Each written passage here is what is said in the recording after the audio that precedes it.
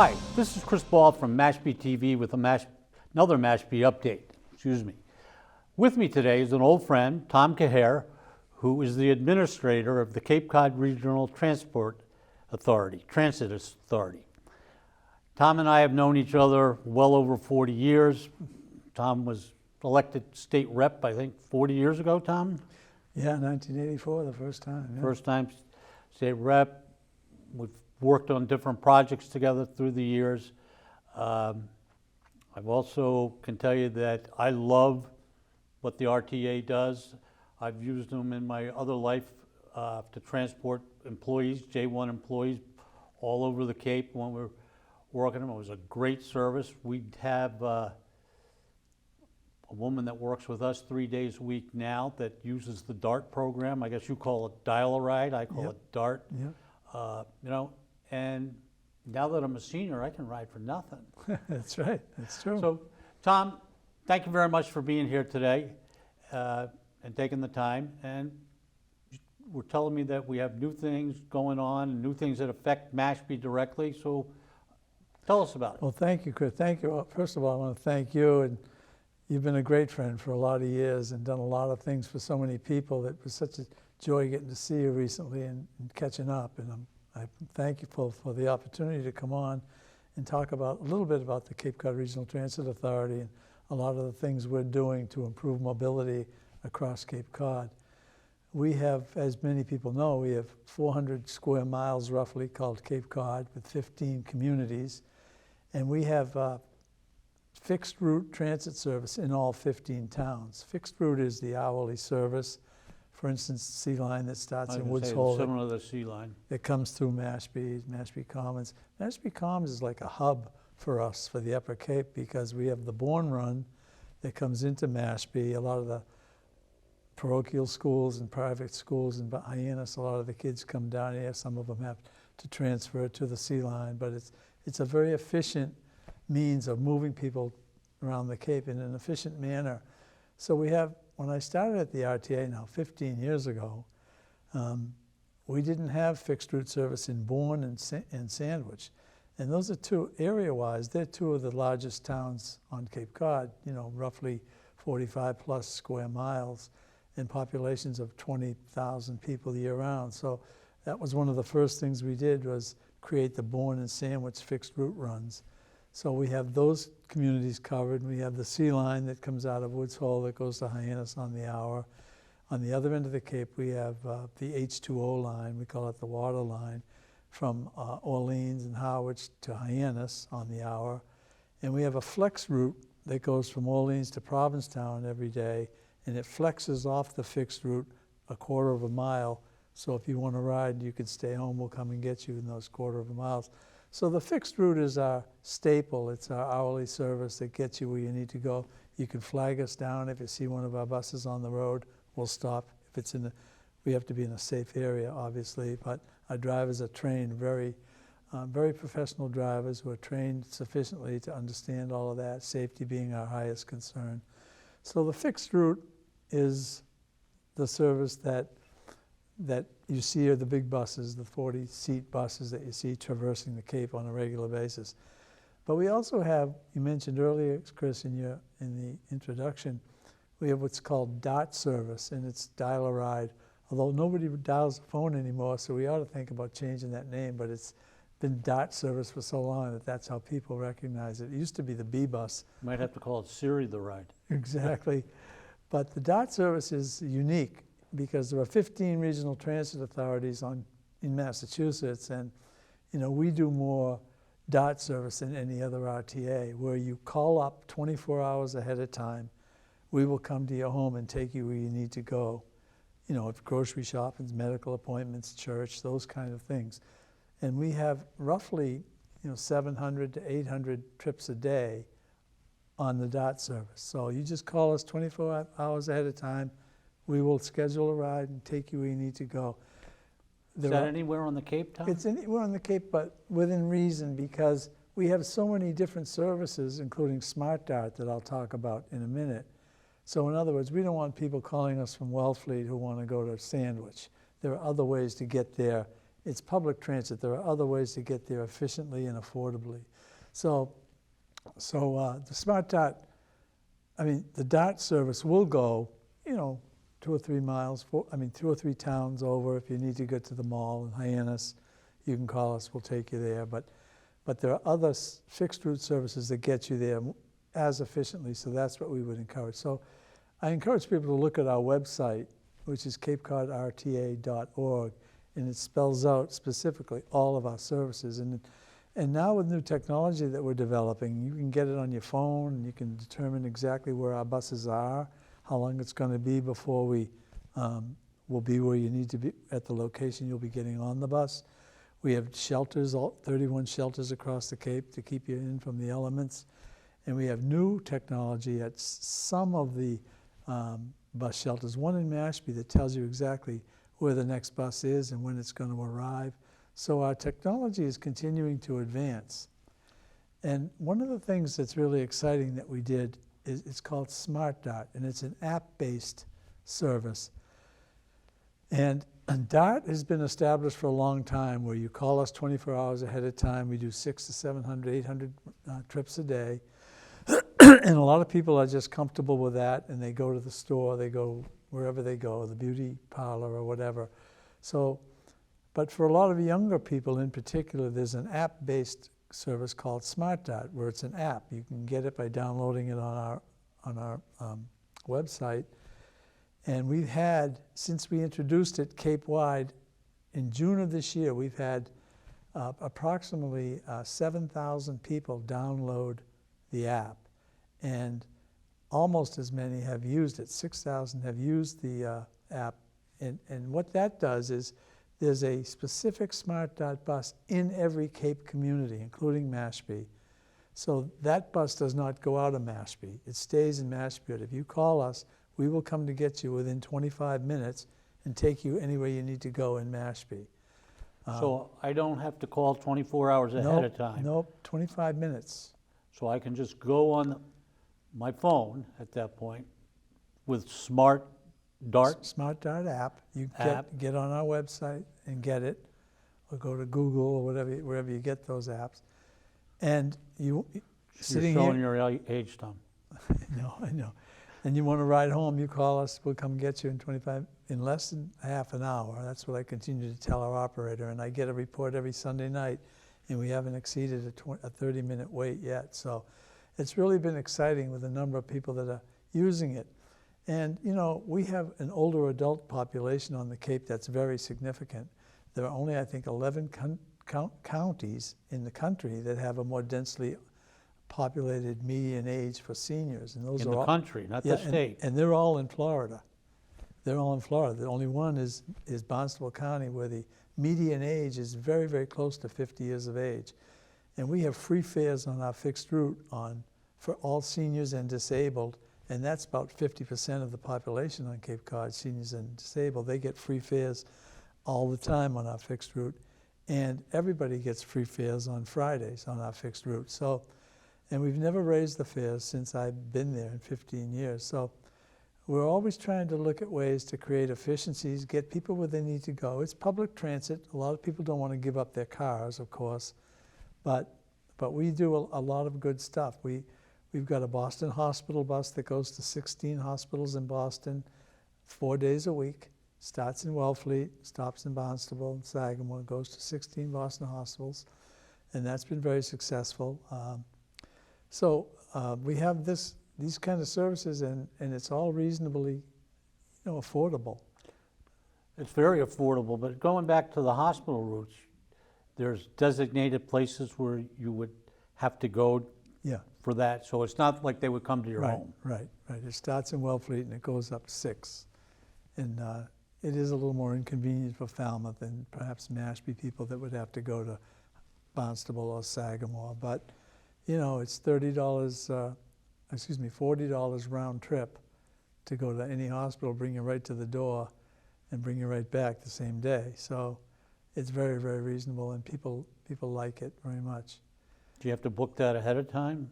You call the day before, but a lot of the people, you call the day before and book it. But But we've had nothing but success with that, and I get an email a week from somebody thanking us for how courteous our drivers were. One of our drivers went up 7 floors in a hospital to help someone register. I mean, it's a little bit over the line, but that's the kind of courtesy that we kind of demand from our drivers. And we have great drivers.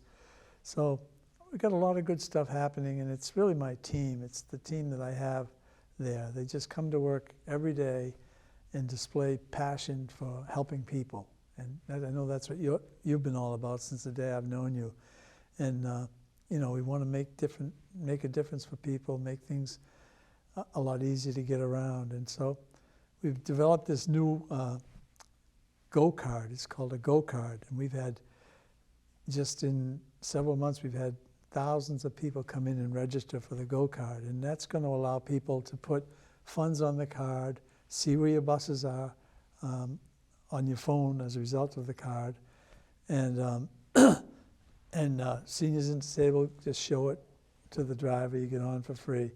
So there's a lot of little nuances that we're creating across the Cape that that I think are gonna, if people visit our website, will be very pleased and happy. Given the demographics, particularly what I know in Mashpee, and as you've referred to as getting, you know, older and more senior, I'm not sure what the political correct term is anymore, but the Council on Aging here in Mashpee, I know, does a great job. Do you work with them? I do.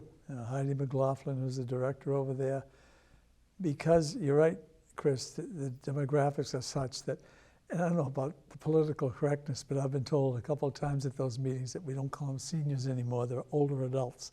So that's the term I use, but I don't think it's egregious to say seniors. Well, what about me? I'm older, but you're- I'm not an adult. You're just an old guy. But anyway, Heidi McLaughlin and all of her colleagues across the Cape at the Councils on Aging, we've developed a tremendous relationship with them.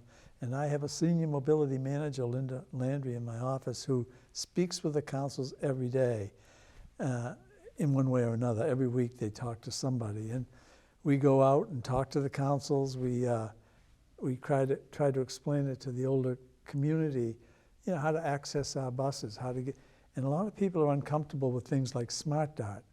So ironically, we just partnered with all of the councils, including Heidi, who signed a beautiful letter to the governor.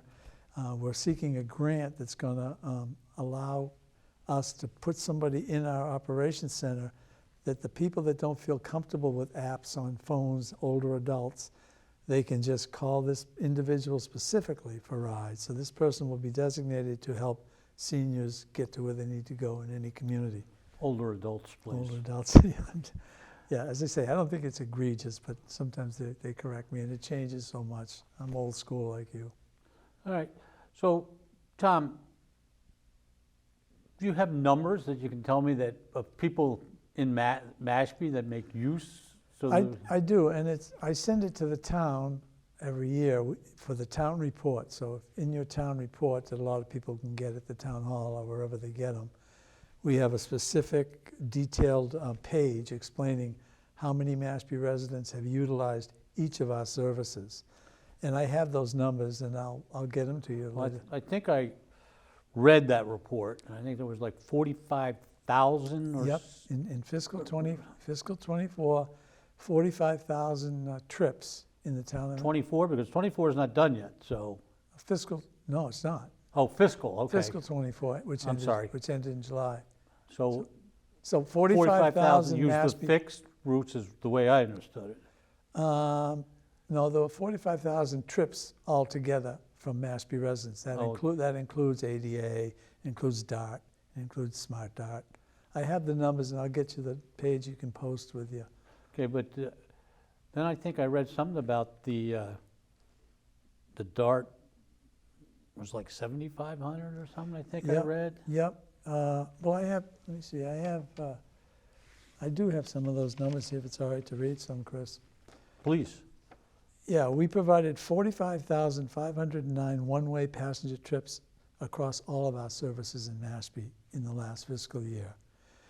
Accessibility and specialized services like ADA, we provided 1,583 trips of Mashpee residents. Our Dial-A-Ride, which is DART, provided 7,000, you were pretty close, Chris, 7,649 trips for 166 different Mashpee residents. So that's how many people utilize 7,000 times. And our DART trips across Cape Cod is 122,000. So you can do the math and figure out what percentage. But Mashpee's not as large a community as Yarmouth and Sandwich and Bourne and Falmouth, but a lot of activity here. Our Smart Dart new technology that I alluded to relative to the app, that's now up and running in Mashpee, and so people are, I don't really have the numbers yet for that, but people are using it with great regularity. So, and then our fixed route, which is the Sea Line and the Bourne Run, they come through Mashpee, and let me see, 22,930 one-way trips originated in Mashpee on our Sea Line, and 13,292 originated in Mashpee on our Bourne Run. So a lot of activity there, and you know, we're seeking grants to get electric vehicles. You know, we have greenhouse gas emissions that are going into the atmosphere and are concerning us with sea level rise on the Cape and the like, and all the climate-related issues that you've heard so much about. So we're going after a lot of grants to purchase electric buses, and we've had some success. The VW litigation was resolved, and we were able to get $7 million worth of 6 lengthy buses out of that settlement.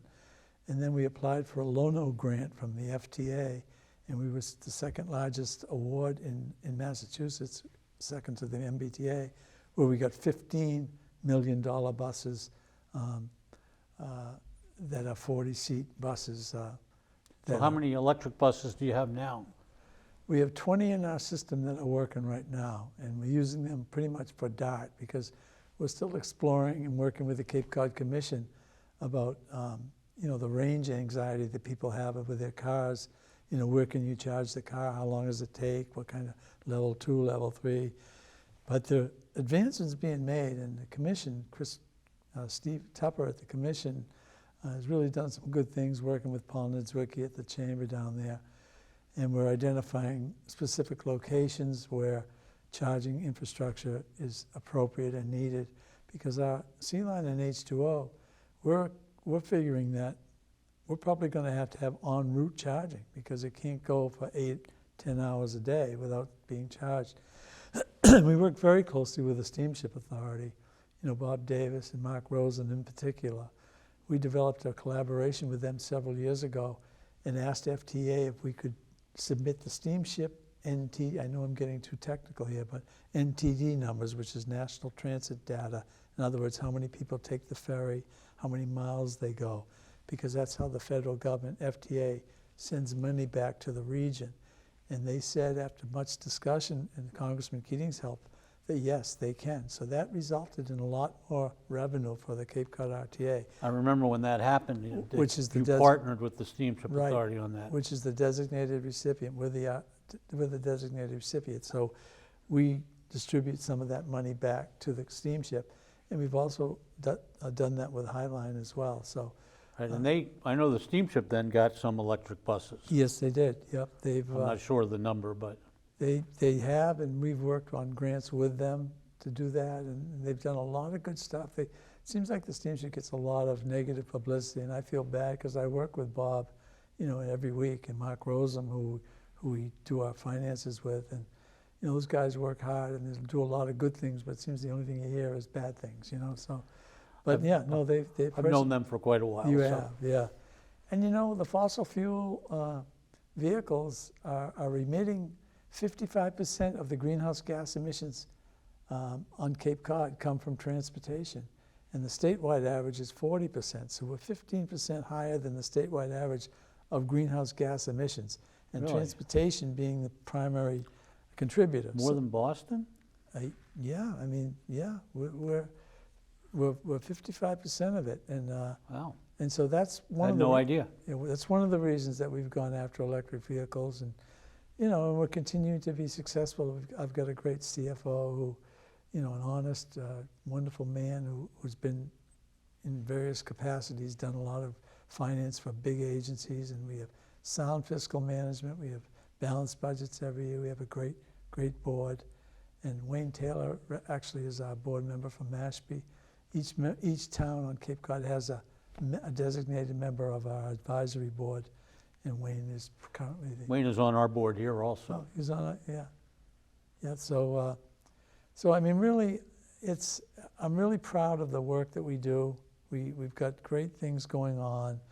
You know, when I started years ago, people used to say, well, I'd like to take the B bus or DART, but it takes me 5 hours to get to a doctor and back, and there's all these circuitous routes to get where you need to go. Well, we work really hard with a great operator to create efficiencies throughout our system. And as I said, with Smart Dart, you call us with an app, we'll be there within a half an hour to take you where you need to go. That's pretty amazing. Yeah, it's good stuff. And when I tell people... Especially when you're just calling. You can't get an Uber or a taxi that fast. Well, that's the other thing. And it's our most expensive service, our Smart Dart, and that's $3 per passenger per trip, $3 per transportation trip. And it doesn't cost anything to transfer. So if you live in Mashpee, one side of Mashpee, and you want to go to anywhere on the Cape, you summon one of our vehicles, we'll take you to our fixed route and take you anywhere you want to go on the Cape with no cost to the transport. Sort of like the whoosh trolleys. Yeah, in Falmouth, yeah. In Falmouth, I think there's one in Hyannis and Hyannis Provincetown. also that you just transfer. Right, in Provincetown also, yeah. That's great. So, that's why I thank you, Chris, for giving me this opportunity, because I always tell my team, I say, boy, you guys, people knew all the stuff we're doing, and we are seeing ridership go up. You know, we introduced the Cape Flyer train 11 years ago now, and the ridership's gone up every year. It's a unique train that runs 15 weekends in the summer. We have a beer and wine car. We have a bike car. You have a beer and wine car? We I do. didn't know that. Yeah, unlike the MBTA, we have a beer and wine car. I was a little concerned when we started, but there's been no incidents, and we have a bike car with 50 stands in a car with bikes and tools to work on your bike as you come down to the Cape. And when you get to the Cape, we have a Steamship Authority bus that runs people immediately to the Woods Hole docks to get to the islands. And we have our bus that goes to anywhere in Bourne, Falmouth, Sandwich, or Mashpee efficiently. And then when you get to Hyannis, you have Highline and Steamship Highline there, right? and Steamship, and we have a bus that runs you right down to the dock. And we work with Peter Pan to get people down to Provincetown. So that seamless transfer is important, and you can get to the Cape in the summer, those 15 weeks, without your car and get to where you need to go. And, you know, I've ridden it a few times, and it's like, okay, this is easy. And it's better than taking the bus. Well, you know, I meet the train every single Friday night at the Bourne stop. It's on the south side of the canal by the train bridge. And for all 11 years, every Friday night, I've met that train. And I'm always amazed because I count the people that get off there, and it's roughly 40% of the ridership gets off there, and the rest go on to Hyannis. But I'm always amazed at the genuine enthusiasm expressed by the people getting off the train. Thank you, sir. This was wonderful. I don't care if it's 2 hours to get from South Station to Hyannis, which, it's not a commuter train. It's not a fast train. No, there's stops. But the scenic vistas along the way and no traffic on Route 3, people are genuinely ecstatic about getting here in the summer without their car. So. Well, I don't think on Friday night you're going to make it in 2 hours. You're right, exactly. Driving, so. Well, they get off and they look up at the Bourne Bridge and they look at the traffic backups, and we have a bus ready to take you right to Mashpee or wherever you want to go. All right. Well, I've always been a fan since you came on board and things started getting better of the RTA. As I've said, through employees, and it's just worked out really great. I had a visitor this summer who said, I want to go to the Steamship Authority, but there's no place to park in Woods Hole. I said, go over to Stop and Shop and take the bus down. Exactly. And he goes, well, how much is that? I said, you're 69, it's nothing. Right. He's like, he drove down all the way to Woods Hole, and it was great.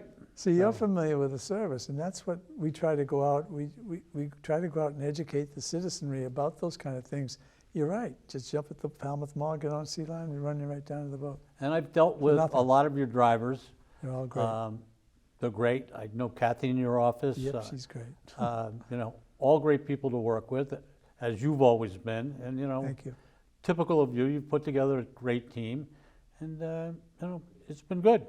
And you're always trying to improve. You're always trying to get better. And I understand you're probably in the middle of this hookup to make the bike trail longer than the Shining Sea.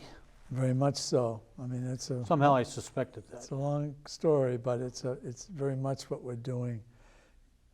You know, the Shining Sea Bikeway in Falmouth, which is a very important part of that community, where they have thousands of people ride that bike path every year, and there's a very serious effort on the part of mostly Bourne folks that want to extend that Shining Sea from North Falmouth to the canal, which is 6.2 miles, and that would create connectivity from Woods Hole all the way eventually to Provincetown by bike and ped.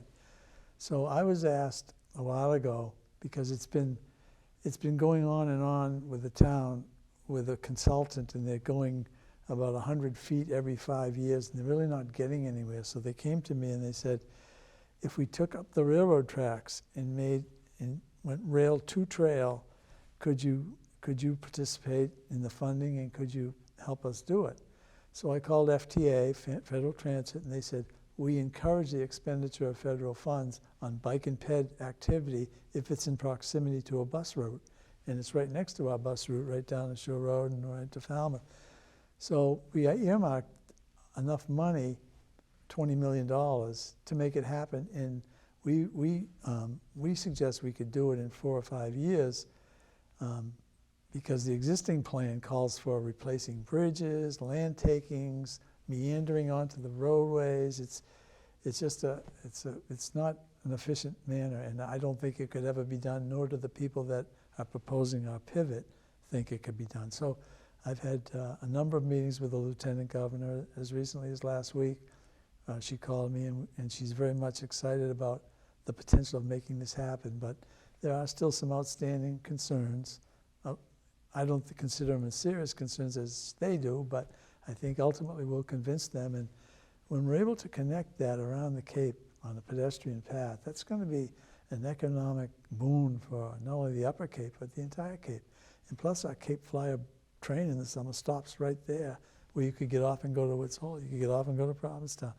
So the Lieutenant Governor's been great about it. Congressman Keating's been phenomenal. He's the one who's been, you know, every time I get bogged down with the state in any way, I call him and he weighs in, and he's been a big supporter. There's no opposition. There's a couple of entities that are opposed to it, but we'll get there, and I think it's going to be a good thing, and I'm glad sure the you will. RTA could help. All right, well, Tom, anything else you'd like to finish up with? We're getting about to the end of where we're going to be. I think that I've covered most of the big things that we're doing, but I'd encourage anybody that has any issues or concerns about, you know, getting to where you need to go. We can help you. We work with our intercity bus carriers, and we go to hospitals. We have all kinds of, you know, ways to get you where you need to go in a much more efficient manner than years ago. So, you know, public transportation is important, and our roads on Cape Cod were never really built, and you and I can remember this, to accommodate the volumes that they do now, and particularly in Mashpee. You know, Mashpee, I feel old, Chris, because I remember when the Mashpee Commons was built. Senator Paul Doan and I had to stand there with a shovel to throw that first piece of dirt over. I'm embarrassed to say that because I still feel young, but that was quite a while ago. It was. So the best way for people to get information is on your website. Yeah, CapeCodRTA.org. And any other, are you on Facebook or anything like that? Yeah, on Facebook, Instagram, all of that. So you're there, so We're people can everywhere. always find out how to do it. Right, and as you mentioned, Kathy, she's my deputy administrator, and you know, she's such a star. She's been with me all 15 years, and she knows every aspect of what we do, and she's technology savvy. She's spoiled me over the years because I yell at her, because half the time I ask her these elementary questions. She said, you don't know that after all this, but we have that covered with her and others there. Our whole team is We have meetings, staff meetings every Monday morning at 8:45 with the senior staff, and we talk about issues that everyone should know about and what can we do to improve. And it's really just been such a joy to be the head of such a wonderful organization. Well, I'm sure that you've made it that way. Well, so. thank you very much. It wasn't just me, it was a team.